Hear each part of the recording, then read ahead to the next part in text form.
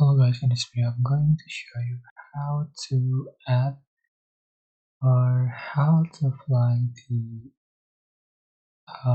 sorry, I forgot how to apply the color pixel in CapCut Special Purposes. So you can find the training effect here, color pixel, and you have to join Pro to be able to use this effect.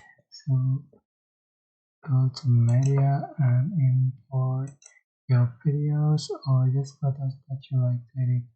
For example, select this image and go to select color pixel to the track and adjust duration of the rise and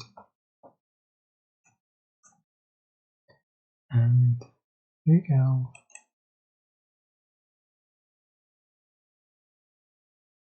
Alright, that's it. I hope this simple tutorial was helpful for you. Don't forget to like, comment, share, and also subscribe. Thank you so much for watching.